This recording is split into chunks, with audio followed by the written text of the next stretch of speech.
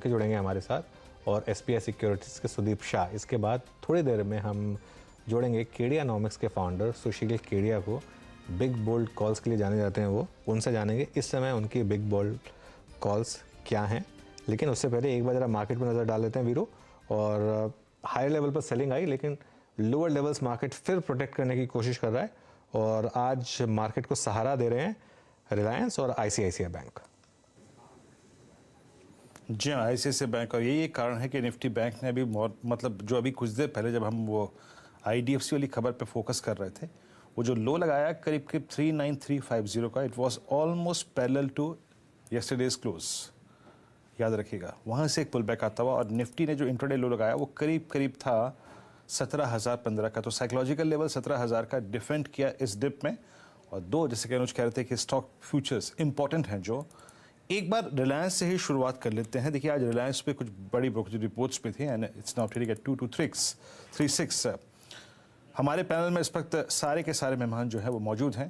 राजेश सतपुते, राजेश पालवी, विकास सालुके और सुदीप शाह। पहले मैं एक फ्रेश पर्सपेक्टिव से, मतलब इससे पहले कार्यक्रम में हमारे साथ राजेश सतपुते थे, राजेश पालवी जी भी थे। विकास, गुड मॉर्निंग, कार्यक्रम में स्वागत है। आपकी इंडस्ट्रीज पे अप्रोच क्या होगी आज? थोड़ा सा अगर आप देखें कोलैप्स नहीं है इनिशियली, बट स्टिल अगर आप देखें सिर्फ 45 मिनट हुए हैं, आप कैसे अप्रोच कर रहे हैं इंडस्ट्रीज को और आपके दो conviction ideas? Good morning Virendra ji. देखो, ओवरऑल हमने भी मार्केट में ये देखा कि ऊपर में एक इमीडिएट रेजिस्टेंस अभी भी फेस करते हुए देखने मिलेगा। वो 17,130 140 के रेंज में है। यहाँ हालांकि मार्केट यहाँ से और 100 पॉइंट ऊपर के रेंज में एक रेजिस्टेंस फेस करते हुए देखने मिल रहा है। तो मुझे लगता है उसके आसपास वापस एक बार पुल बैक रैली देखने मिल सकती है। अगर उसके ऊपर जाता है तो ही हम लोग 17,200 17,300 ये रेंज ओपन होते हुए देखने मिलेगी। बट मुझे लगता है एक बार 17,140 के आसपास वापस एक पुल बैक रैली यहाँ पे इंट्राडे में देखने मिल सकती है।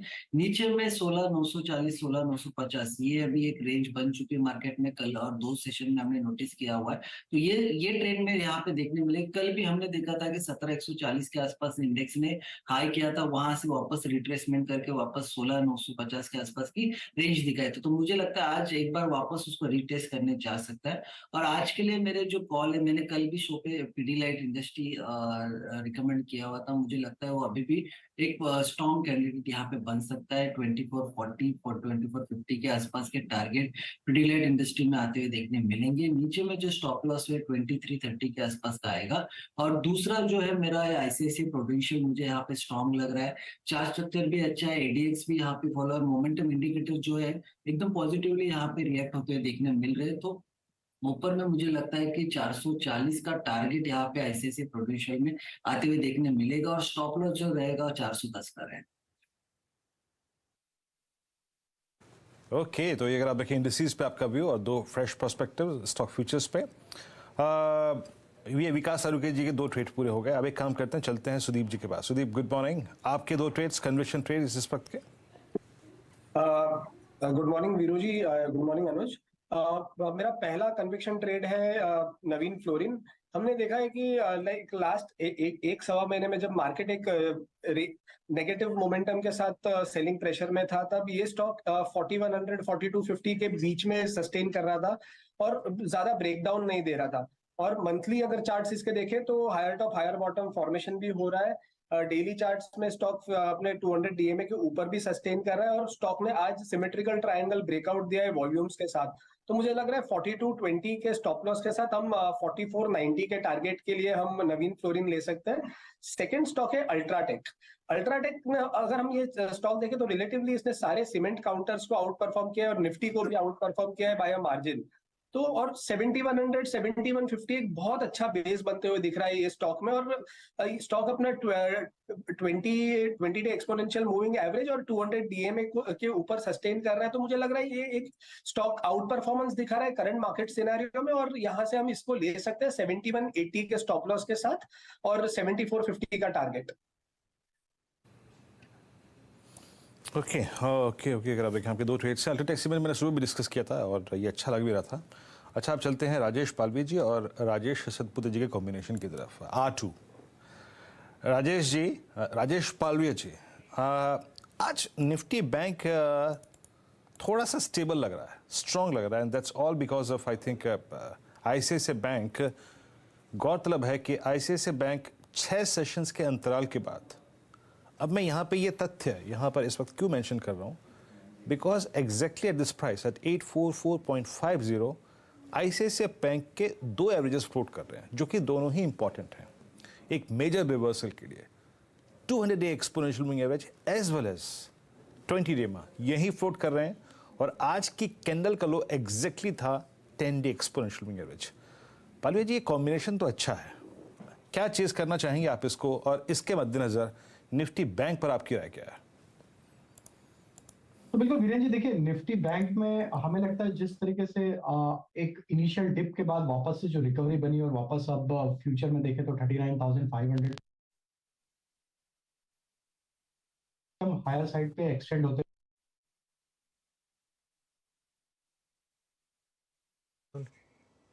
ओके राजेश जी, सॉरी, थोड़ा सा ऑडियो फ्रीज हो रहा है, उसको थोड़ा सॉर्ट आउट करके आपके पास वापस आ रहे हैं। देखिए, आज मार्केट को स्पॉन्सर कर रहा है स्ट्रेंथ को रिलायंस और आईसीआईसीआई बैंक का कॉम्बिनेशन। सुबह सुबह ये इंडिकेशन मिला था, लेकिन फिर डिप आई, और इन डिप में दोनों स्टॉक में फ्रेश बाइंग, और रिलायंस इस समय फ्रेश डे हाई पर करीब 2% ऊपर। वो जो सुबह सुबह सीएलएसए की रिपोर्ट आई, मेरे ख्याल से उसका एक फ़ायदा मिल रहा है इस समय स्टॉक को। लेकिन अगेन स्टैंडर्ड डिस्क्लेमर आपकी स्क्रीन पर आएगा, लेकिन अगर 60 पॉइंट की निफ्टी में 30 पॉइंट रिलायंस कंट्रीब्यूट कर रहा है तो ऑब्वियसली उसकी बात करना ज़रूरी है।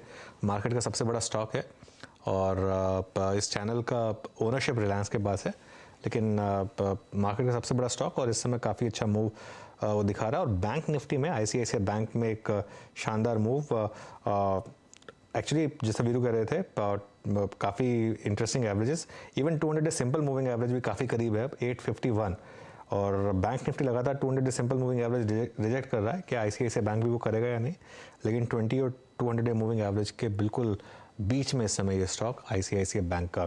सतपुते जी, आपसे व्यू ले लेते हैं फिर आईसीआईसीआई बैंक पर, और उसके अलावा आपकी ट्रेड्स इस समय की फ्रेश ट्रेड्स। अनुज, मेरे हिसाब से अगर आप आईसीआईसीआई बैंक, वैसे अगर आप इसको डेली चार्ट पे देखते तो उतना कन्विक्शन नहीं बनता है, लेकिन आर्ली चार्ट पे जब जाते हो तो आपको दिखता है कि यहाँ पे कुछ हो रहा है, यहाँ पे मोमेंटम आ रहा है, यहाँ पे ब्रेकआउट्स आ रहे हैं, तो यहाँ पे आपको बाय साइड का ट्रेड बनाना है आईसीआईसीआई बैंक में। स्टॉप लॉस थोड़ा डीप होगा, लॉट साइज के हिसाब से भी अगर आप देखें तो 830 835 की ट्रेजेक्ट्री है जहां पे आपको स्टॉप लॉस को प्लेस करना है। इसका जो ब्रेकआउट का लेवल है वो 840 का है, तो it's a buy in ICICI buy bank. इसका जो टारगेट बनता है अकॉर्डिंग टू चार्ट वो रहेगा कम से कम 870 का। अनुज जी, देखिए जो 2 ट्रेड मेरे रहेंगे उसमें एक तो है रिलायंस। मेरे हिसाब से आज रिलायंस की बड़ी भूमिका रहेगी, क्योंकि जिस तरह से यहाँ पे पिछले 8 दिनों से में बिकवाली हुई है और उसके बाद आज जो यहाँ पे रिवर्सल है, मुझे लगता है कि आज रिलायंस बाय ऑन डिप करते रहेंगे, ट्रेड होता रहेगा। तो रिलायंस में देखिए आपको स्टॉप लॉस जो प्लेस करना है वो रहेगा करीबन 2225 का, और टारगेट मेरे हिसाब से कम 2300-2320 के बनेंगे। रिलायंस में आपको ऑप्शंस के द्वारा काम करना है, तो 2200 का कॉल ऑप्शन आप लेके जाइए, 60 के आसपास है, 40 का स्टॉप लॉस रखे, 100 प्लस के टारगेट लेके काम करे, तो जहां प्रॉफिट मिलता है वहां पे बुक करे। सिंपल स्ट्रेटेजी है आज के लिए।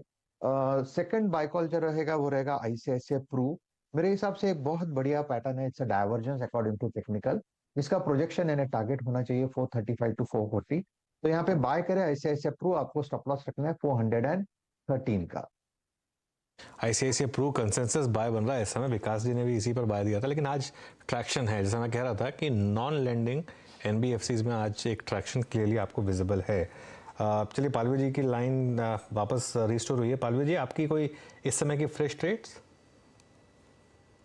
पे फोकस है टाइटन में। हमें लगता है जिस तरीके के फॉर्मेशन बने ये स्टॉक में एक अच्छा मोमेंटम यहाँ से कैरी होते हुए दिख सकता है। टाइटन फ्यूचर बाय करने की सलाह है, 2560 2570 तक की अपसाइड हमें लगता है इसमें आते हुए दिख सकती है। करंट लेवल से 2470 के आसपास का स्टॉप लॉस होगा।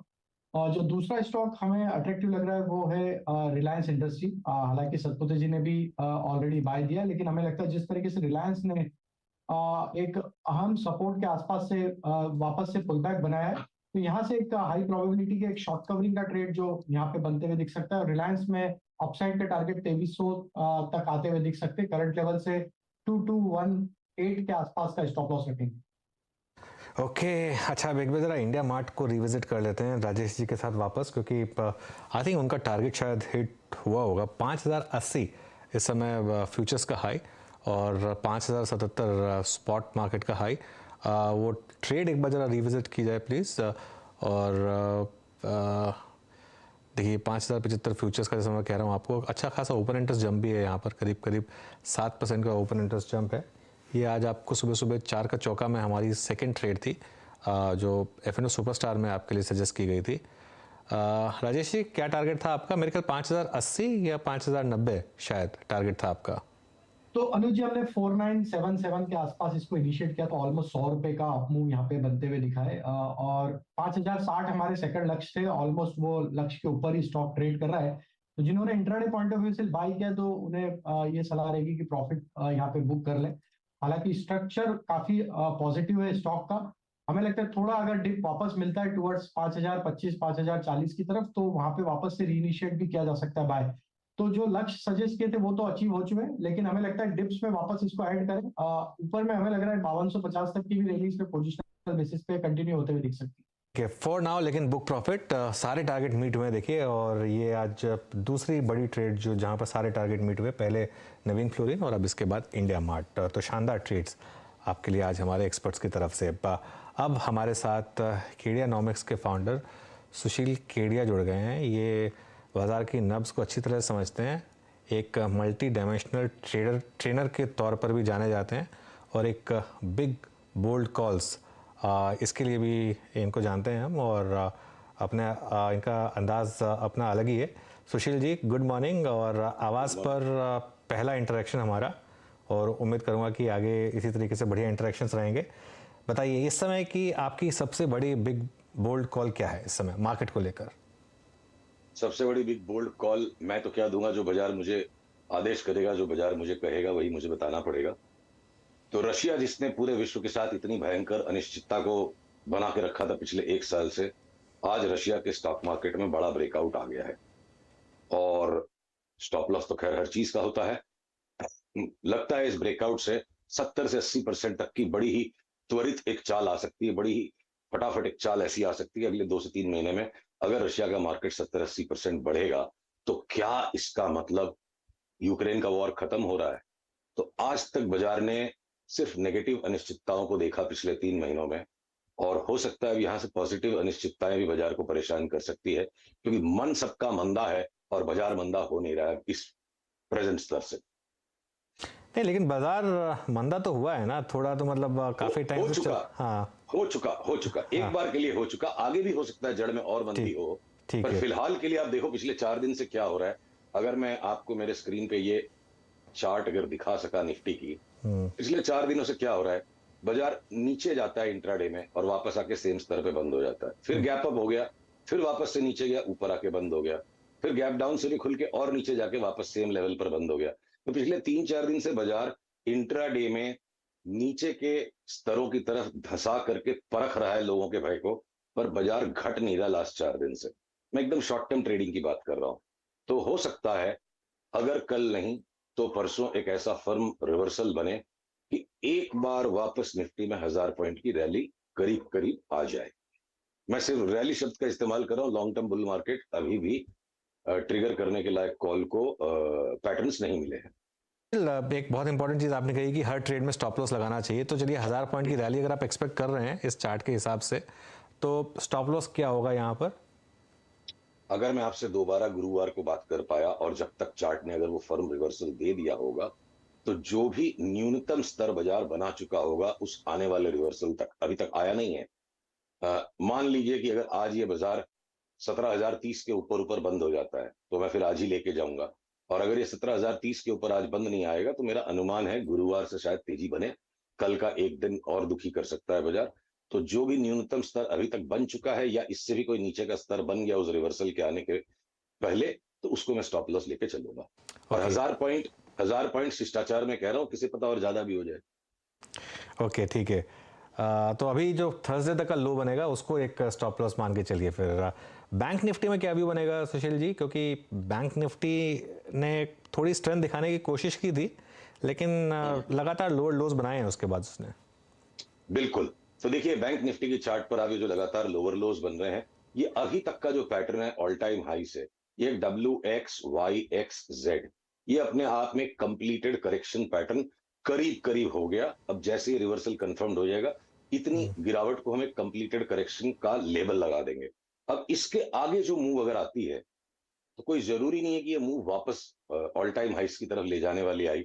इसी करेक्शन का सिर्फ ये एक लेग खत्म होके एक कनेक्टर मूव बन जाए वापस, अगर मान लीजिए 42,200 तक, और उसके बाद फिर से बैंक निफ्टी में स्वाहा आ जाए 36,000 की, तो कंजर्वेटिव होके ही चलना ठीक है एक बार के लिए। फिलहाल अगर रिवर्सल मुझे मिल जाता है थर्सडे मॉर्निंग तक, तो मैं 42,000 तक की वापस एक रैली का अनुमान तब लगाऊंगा।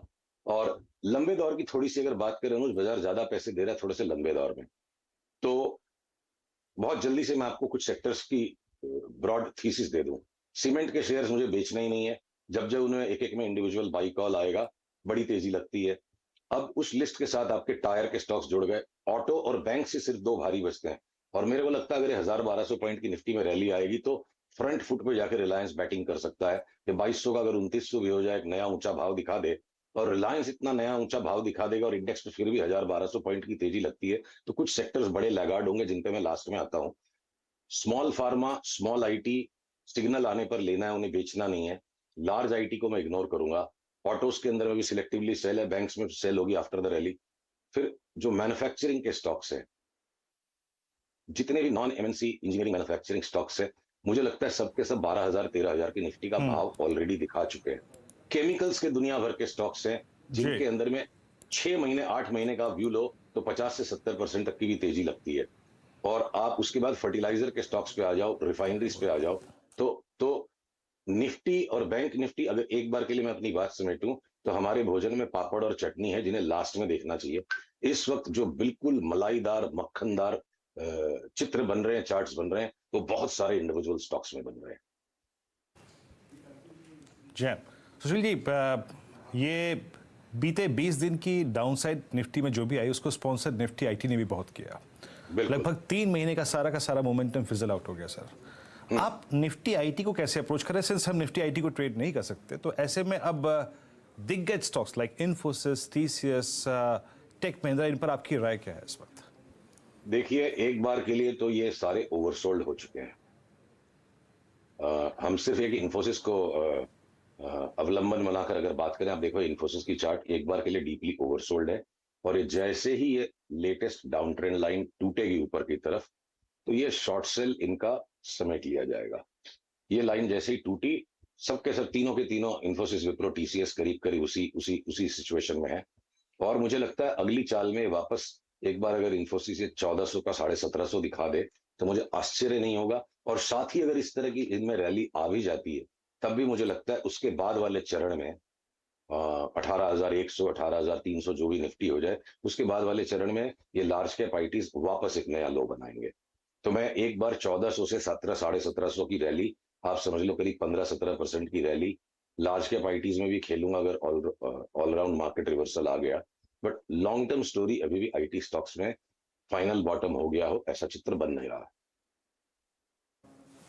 ओके, बॉटम को आप कॉल नहीं कर रहे हैं सुशील सर, और अभी कह रहे हैं कि हाँ, अगर ये पुल बैक आ रहा है मार्केट्स में तो आपको निफ्टी आईटी के दिग्गज को एक पुल बैक ट्रेड्स के लिए खेलना चाहिए। अच्छा सर, अभी आप बैंक निफ्टी पर टिप्पणी कर रहे थे। बीते लगभग बजट के बाद से, I mean because of that Adani issue, I mean कुछ सरकारी बैंकों में काफ़ी सब्सटेंशियल डिप था, एंड स्पेशली एसबीआई। सर, ये जो आप बात कर रहे थे बैंक निफ्टी के पुल बैक की, इसमें सबसे स्ट्रॉन्ग कंट्रीब्यूशन किसका होगा, या फिर एसबीआई पे आइसोलेशन में आपका टेक क्या है? मैं आपके प्रश्न को ठीक से नहीं समझ पाया। आने वाली रैली में कौन सबसे ज्यादा रैली करेंगे, या आप अगले 6 महीने की बात कर रहे हैं? हाँ, और एक नहीं, मैं इस रैली की बात कर रहा हूँ। इस रैली में डोमिनेट कौन करेगा सर? देखिए, मेरे को लगता है रिवर्सल की आपने बात करी, मैं उसकी बात कर। बैंक्स मुझे लगता है अगले 6 महीने के पर्सपेक्टिव पे लगाड़ रहने वाले हैं, या बल्कि बहुत सीवियर अंडर परफॉर्मेंस इनमें आएगा। तो इसलिए जो आने वाली रैली है वो बाकी मार्केट से फीबल होगी बैंक्स में। तो एसबीआई जैसा स्टॉक कोई 5-6% बढ़ जाए, और पंजाब नेशनल बैंक 11-12% बढ़ जाए, और उसके बाद अगर मेरे को लगता है इस रैली के बाद अगर एसबीआई और 20% गिर जाएगा, तो मैं बैंक्स को इस रैली में पार्टिसिपेट नहीं करूंगा। I will stay aside on banks पे मैं दरकिनार रहूंगा। और अगर ये रैली बन जाती है तो ऊंचे स्तर पर इनको वापस शॉर्ट करने के लिए, देखिए क्या कि अर्जुन के जैसे हम दोनों हाथ से तो काम कर नहीं सकते। तो कुछ स्टॉक्स को हमें इंतजार की लिस्ट में डालना चाहिए कि जब ये रैली हो जाएगी तो उन्हें हम वापस शॉर्ट करेंगे। तो बैंक से मैं बाहर रहूंगा इस रैली में भी क्योंकि रकम सीमित है। जिनमें मैक्सिमम आउट परफॉर्मेंस आएगा उन स्टॉक्स को अभी लेने का मन है, और ऊंचे स्तरों पर हम सभी बैंक्स को और खास करके एसबीआई को भी वापस शॉर्ट करेंगे, इसलिए हम उनका लॉन्ग नहीं करेंगे। अच्छा सुशील जी, आपने रिलायंस की बात छेड़ी थी, एक बार जरा उसका चार्ट दिखाइए स्क्रीन पर, क्यों आप इतना बुलिश हैं?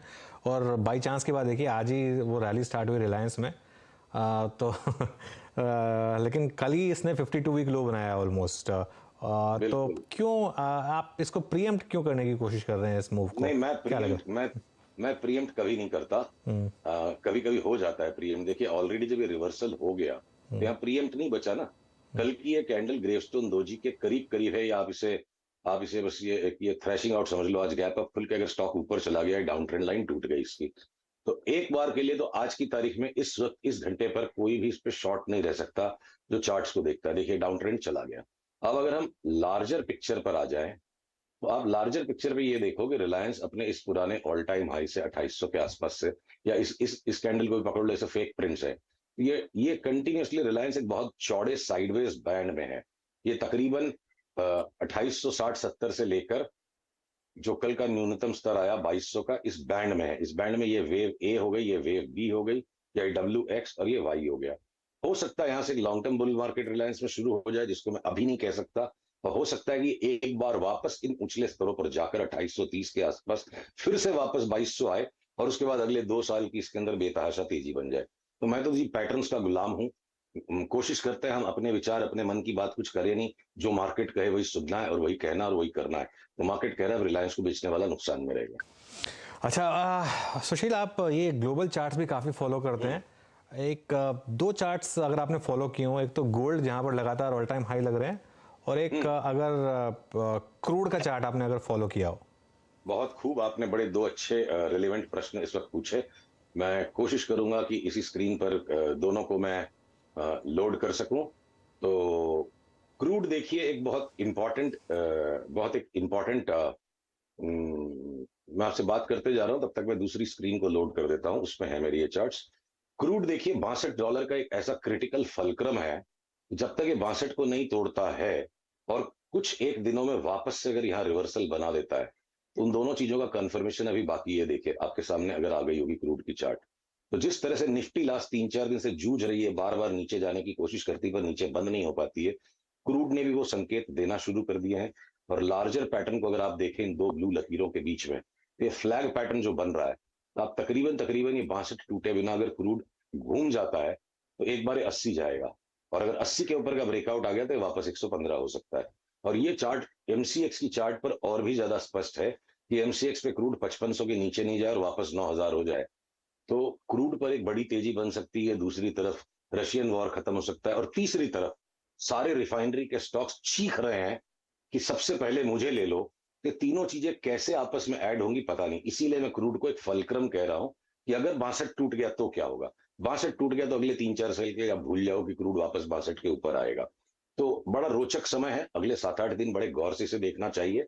और रही बात गोल्ड की, तो गोल्ड में लॉन्ग टर्म में तो हम बेतहाशा तेजी में है, पर शॉर्ट टर्म में एक बार के लिए गोल्ड हो गया सेल सिग्नल आ चुकी है शॉर्ट टर्म ट्रेडिंग के लिए। जिनके पास ट्रेडिंग लॉन्ग्स है वो जरूर उसे सल्टा दें, और अग्रेसिव ट्रेडर्स इसे शॉर्ट भी कर सकते हैं। और 10 से 12% करीब गोल्ड घटने के बाद जब वापस एक नया रिवर्सल बनेगा, तो मुझे लगता है 20 से 25% की चाल वापस एकदम से नए आकस्मिक चमत्कारी भाव तक जाने की चाल तब बनेगी। राइट अवे गोल्ड अब और नहीं भाग रहा, एक बार ये वापस करेक्शन देगा। ओके, तो 2 अगर आप देखें महत्वपूर्ण कमोडिटीज पर भी सुशील जी की आपने राय सुनी, क्रूड पे और साथ ही साथ गोल्ड पे। अच्छा सर, एक प्रश्न पूछना भूल गया आपसे, 2 इंपॉर्टेंट स्टॉक फ्यूचर्स। हमने हिस्टोरिकली हर बुल मार्केट में 2 स्टॉक्स को ऑल टाइम हाई पे देखा है, नए हाई पे। B2 sir, Bajaj Finance, Bajaj Finserv. इस बार ये स्टोरी बिल्कुल कोलैप्स हो गई। Bajaj Finance, Bajaj Finserv back foot पे, 52 वीक लो पे। इन पर आपका नजरिया क्या कहता है सर? बहुत ही सुंदर प्रश्न आपने पूछा है। हम दोबारा किसी वार्ता में इसके विश्लेषण को डिटेल में आपके सामने दिखाएंगे। हमने करीब 1.5 साल पहले ये एनालाइज्ड व्यू लिया था, और उस पर आज तक बरकरार है कि बजाज फाइनेंस और बजाज फिनसर्व का 10 साल का जो हनीमून चला कि ये मल्टाई बैगर्स हो गए, वो साइकिल टूट चुका है।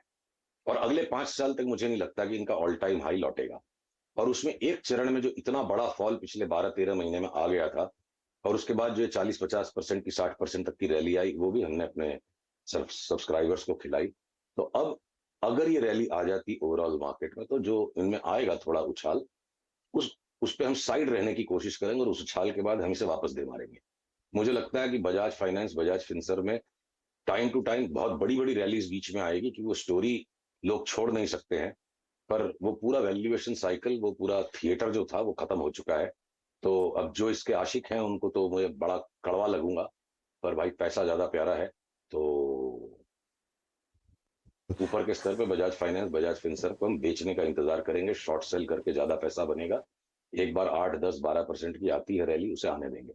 चलिए, तो एक आखिरी प्रश्न फिर ले लेता हूँ आपसे। आपने क्योंकि 2-3 सेक्टर्स की डिस्कशन की थी, केमिकल्स और भी 2-3 छोटे जो सेक्टर्स आप बोल रहे थे कि वहाँ पर काफ़ी स्टॉक्स हैं, तो कोई 2-3 स्टॉक्स चार्ट पर जो आप दिखा सकें जो आपको अच्छे लग रहे हो यहाँ पर, सुशील? हाँ, मैं बिल्कुल दिखाना चाहता, पर मैं भी एक बार जल्दी से उनके नाम लेके निकल जाऊंगा, क्योंकि फिर से मुझे स्क्रीन चेंज करना पड़ेगा। ठीक है। और टीवी के एडिटर्स को मुझे बड़ा सीरियसली लेना है, समय आप लोगों का कीमती होता है। तो मान लीजिए केमिकल्स के अंदर फाइन ऑर्गेनिक्स, फिर आप 2-3 ही स्टॉक्स ऐसे हैं केमिकल्स में, रादर मैं कहूं, जिन्हें नहीं लेने का मन है। बाकी आप कुछ भी ले लो केमिकल्स के स्टॉक, सब में पैसा बनेगा। और फिर आपके जो HEG है, ग्रेफाइट है, GNFC है, कि आपका दीपक नाइट्राइट और नवीन फ्लोराइन पे हमारा तेजी का ध्यान नहीं है। पर ये जो हाईली विजिबल स्टॉक्स को छोड़ के जितने भी साइड पॉकेट स्टॉक्स हैं, चाहे वो सुदर्शन केमिकल ही क्यों ना हो, सबके अंदर चार्ट अब तेजी की है। और ये केमिकल के स्टॉक्स में न्यूनतम कम से कम 40-45% और बहुत से स्टॉक्स में 70-75% की तेजी अक्रॉस द बोर्ड। क्यों आएगी, कैसे आएगी, क्या चाइना के साथ होगा, वो आने वाला समय बताएगा। और उसी तरह से आपके जो सो कॉल्ड मैन्युफैक्चरिंग स्टॉक्स हैं, आप ABB, सीमेंस, इनको छोड़ दो। Highly visible stocks, overall market की भी यही थीसिस है, लार्ज कैप्स थके हुए हैं, हाईली विजिबल स्टॉक्स थके हुए हैं, और जो स्टॉक्स 12,000 की निफ्टी दिखा चुके हैं वो अनशंट पैसा देके जाएंगे। तो अगली वार्ता में मैं आपके साथ बहुत सारे स्टॉक स्पेसिफिक्स, दाम और उनकी चार्ट को तैयार करके लाऊंगा। तो ब्रॉड थीसिस है, फर्टिलाइजर, केमिकल्स, मैन्युफैक्चरिंग, जो जी में आए ले लो, हारने की चांस नहीं है। ओके सुशील, शुक्रिया जुड़ने के लिए हमारे साथ। अच्छा लगा आपसे बात करके, और मुझे भी बड़ा आगे अच्छा फिर और डिस्कस करेंगे। और वो चार्ट्स जो आपने दिखाए काफ़ी इंटरेस्टिंग। चलिए अब एक काम करते हैं, अपने बाकी गेस्ट को भी बोलते हैं शुक्रिया जुड़ने के लिए हमारे साथ, और वीरू और मुझे इजाज़त दीजिए। और अब निफ्टी एट डेज हाई करीब 90 पॉइंट ऊपर 17,078 पर। हालांकि बैंक निफ्टी अभी भी DI से थोड़ा नीचे है, लेकिन आज का पूरा कमाल दिखाया रिलायंस ने। एक बजे रिलायंस वापस लेकर आई है स्क्रीन पर, 3% की तेज़ी। सुबह सुबह आपको हमने एक बार ये वो CLSA की रिपोर्ट का मेंशन किया था, और कि उसकी वजह से उन्होंने कहा काफ़ी बार्गेन रेट पर है। और देखिए बार बार हम स्टॉक की बात इसलिए कर रहे हैं क्योंकि इसने सबसे ज़्यादा सपोर्ट किया है निफ्टी को। 94 पॉइंट की रैली में करीब 50 या 55 पॉइंट वीरू अब रिलायंस कंट्रीब्यूट कर रहा है। 2970 का टारगेट है CLSA का। ये जब आपने सुशील जी से प्रश्न पूछा था ना, सर प्रीएम्प्ट क्यों कर रहा है, उनका जवाब मेरे को बहुत अच्छा लगा। यार मैं प्रीएम्प्ट तो करता नहीं हूँ, लेकिन कभी कभी प्रीएम्प्ट हो जाता है, तो जवाब अच्छा था उनका, सुन के बड़ा अच्छा लगा, और गजब था जवाब वो। अब एक काम करते हैं, ये तेज़ी की कमान दे देते हैं नीरज जी को। नीरज जी की टाई लाल है, लेकिन आज हरे का कमाल है। Neeraj ji over to you. बिल्कुल, और कमाल तो वाकई रिलायंस का ही है। 3.25% की तेज़ी रिलायंस ने बाज़ार को दी है, और इसी वजह से